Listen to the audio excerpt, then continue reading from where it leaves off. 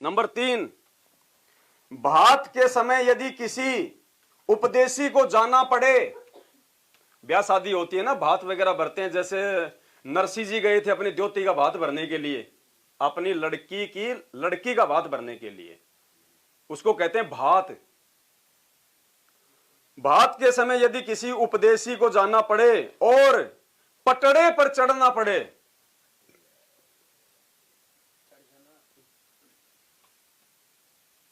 उपदेशी को जाना पड़े तो पटड़े पर चढ़ने से बचें, यदि मजबूरी है तो कोई बात नहीं।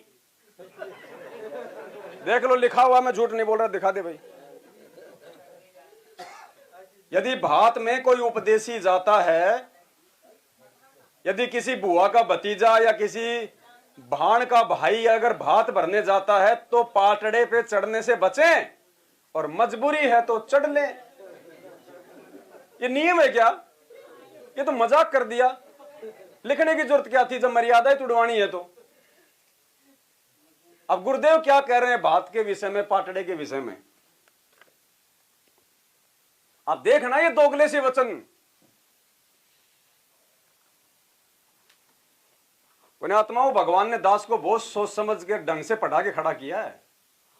ये मगरमच्छ हैं, इनके खिलाफ कोई बोल नहीं सकता, क्योंकि ये गुंडे आदमी है। मैंने अपनी आंखों से देखा इनको। गुंडे, मार के हाथ नहीं धो सकते ये आदमी, इतने ज्यादा जालिम है ये।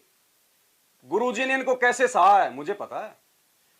सत्संगों में कहा करते थे गुरुजी कि जो 24 घंटे मेरे पास में रहते हैं ना, चीचड़ है, चीचड़, मेरा खून पीते हैं ये। पशु के थन के लग जाते हैं ना, वो लाल लाल छोटे छोटे, उसका खून पीते हैं, उनको कहते हैं चीचड़। चीचड़ बताया परमात्मा ने उनको, अपने परिवार को और उनको मैनेजमेंट वालों को। अब भात के विषय में परमात्मा क्या कह रहे हैं, और इस पुस्तक में आपने पढ़ लिया, तो दोगले से वचन किसके हो सकते हैं?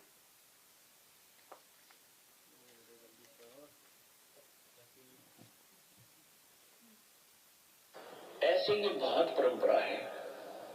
अब जिनके भाई नहीं है, उन बहनों के, उनकी भी यही दशा होती है। और इसमें एक लालच अहम होता है। पहले में भाई हुए था तो कभी कभी जाता था अपनी बहन का, कोई ऐसी बात नहीं थी, भाई बहन की तरह आते जाते थे। और उस दिन विशेष ड्रामा करेंगे लोग, भाई थोड़ा सा राजी होकर सरेआम खड़ा होकर पैसे लेने दे दे, यानी पड़ोसन आदि के कहने से वो एक पटड़ा, उसका पटड़ा लगाएंगे, फिर उसकी आरती उतारेंगे, फिर तिलक लाएंगे, उसका टीका करेंगे। तो ये भक्ति मार्ग में ये नहीं चलेगा, क्योंकि हमने केवल एक मालिक की पूजा करनी है, किसी अन्य की नहीं। और अपनी पूजा भी नहीं करवानी है, क्योंकि हम फिर भक्तिहीन हो जाएंगे। इसलिए जैसे हम पहले भाई बहन थे, उस जिस दिन वो ब्याह है बहन का, बेटा, लड़के या लड़की का, आप जा सकते हैं, सहयोग कराओ। एक दिन पहले चलेगा, अगर टाइम है तेरे पास तो एक दो दिन पहले जाओ, बहन का सारा काम करवाओ, आगे अल्लाह का मदद करवाओ। और मान लीजिए कोई पैसे की आवश्यकता है तो बहन को पैसा दो, 10-20 हजार की आवश्यकता उसको दे दो, एज ए लोन दो, क्योंकि उस पर कर्जा ना पड़ेगा।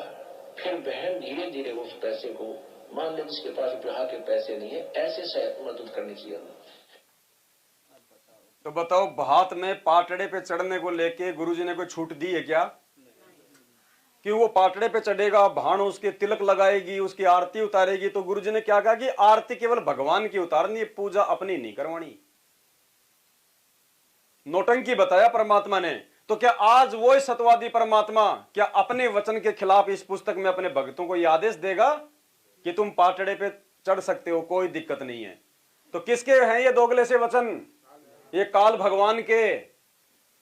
वो खुद प्रकट नहीं होता, बड़ा जालिम है, दूसरों के अंदर घुस के मर्यादा तुड़वाएगा।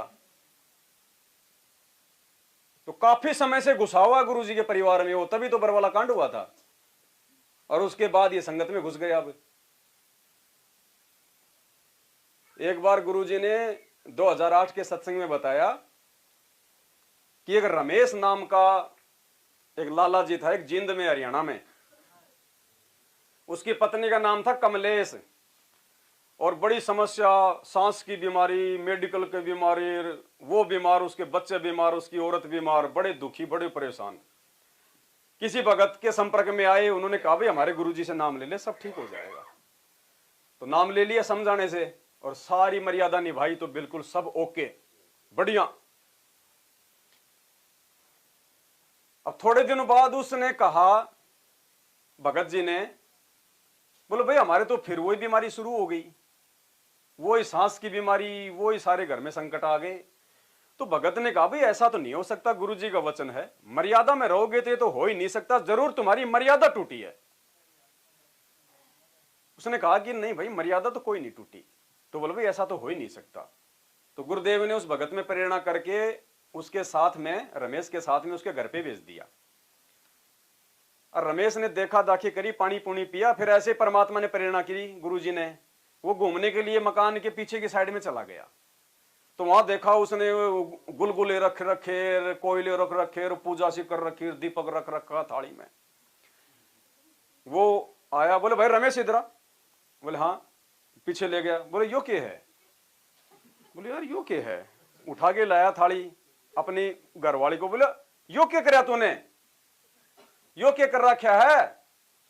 बोले यो तो मैंने गुग्गा की पूजा कर रखी है, गुग्गा की। तो रमेश वो बोला भगत, अरे बोले गुरुजी ने ये गुग्गा ही तो बाहर निकाला था, तुमने वापस बांट लिया घर में। ये गुग्गा ही तो गुरुजी ने निकाला था, तुमने वापस बांट लिया इसको। तो पुण्यात्मा 2014 बरवाला कांड में गुरुजी ने सतलोक आश्रम मैनेजमेंट हरियाणा रूपी गुग्गा अपने से दूर कर दिया था कि रिजेक्ट है। जिनकी उल्टी हरकतों के चलते गुरुजी को जेल हो गई, रिजेक्ट। और उस गुग्गे को आज हमने सबने अपने अपने घरों में बांट लिया, उन्हीं गुग्गों के पास जा रहे हैं सब। अभी बैटरी चल रही है, आप देख लेना आने वाले समय में जो दुर्गतियां संत रामपाल जी के भक्तों की होगी, हाथ खड़े कर करके रोएंगे ये लोग। कहते हैं जिन बातों से गुरु दुख पावे उन बातों को दूर भगावे। परमात्मा केवल इसी बात से नाराज होगा यदि हम उनका वचन तोड़ेंगे, उनकी मर्यादा तोड़ेंगे। तो दूसरा नियम आपने पढ़ लिया। तीसरा नियम बात के विषय में, और गुरुजी क्या कह रहे हैं अपने सत्संगों में। तो भगत समाज किस दिशा में जा रहा है, सतलोक की तरफ या काल भगवान के मुंह की तरफ? ये षड्यंत्रकारी काल ऐसा खेल खेलता है। चौथे युग में परमात्मा जितने मर्जी जीव ले जाना, मैं नहीं रोकूंगा। वो पागल है क्या? वो चद्दर ओढ़ के सो रहा होगा कि इस समय? अरे आपके घर पे चोर आ जाए और आप कह दो भाई साहब अभी तो नींद आ रही है, सुबह आ जाना 4 बजे, 4 बजे सोओगे क्या आप? तो उसने तो खुद न्योता दिया भगवान को कि चौथे युग में जितने मर्जी जीव ले जाना, तो जाने देगा क्या वो? उनके अंदर प्रवेश करके मर्यादा तोड़वा रहा है।